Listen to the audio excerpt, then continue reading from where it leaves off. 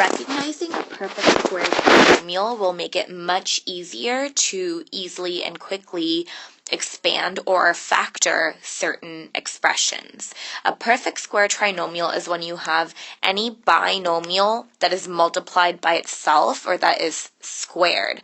So it could be a binomial of the form a plus b squared or a minus b squared. And when you factor or when you expand out a plus b squared, you end up with something of the format a squared plus 2ab plus b squared. And if you do a minus b squared, you end up with a squared minus 2ab plus b squared. So let's work on expanding these easily first.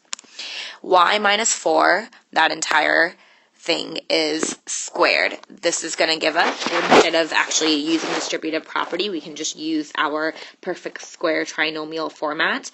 We can just say y squared, it's going to be a minus since we're subtracting, 2 times y times 4 plus b squared is going to be 16, and that simplifies out to y squared minus 8y plus 16.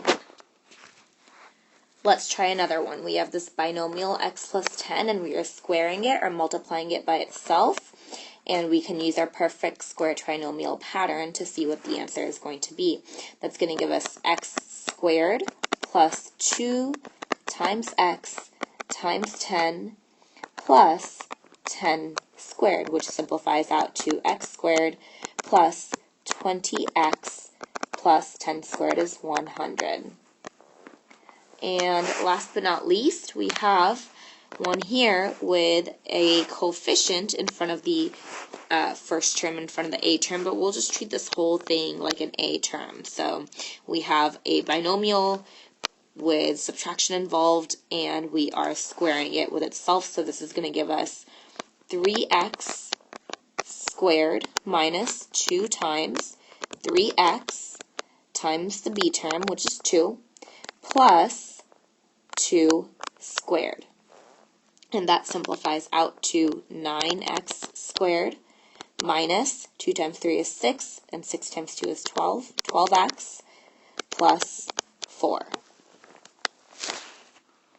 What about when we're factoring? Well, first we have to figure out, is this a perfect square trinomial? So let's look at our little formula over here and see if it matches up. In this case, with z squared plus 6z plus 9, a in the formula would be z. B in the formula would be our third term over here, the root of that, it would be 3. And then does this second term match up to the value of 2ab? Let's see, 2 times a would be times z, and 2 times ab would be, we also multiply it by 3. That gives us 6z. So yes, this is indeed a perfect square trinomial, which means that we can now factor it easily.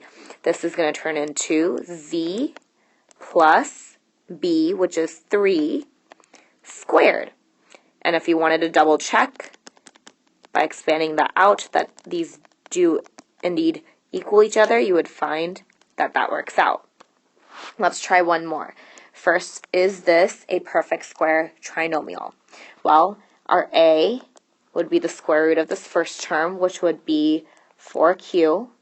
Our b would be the root of this third term, which would be 5. And then does that equal to, does 2ab equal our middle term? And if you work that out, 2ab, that equals 2 times 4q times 5, which equals 40q, which is indeed this middle term right over here. So we do have a perfect square trinomial.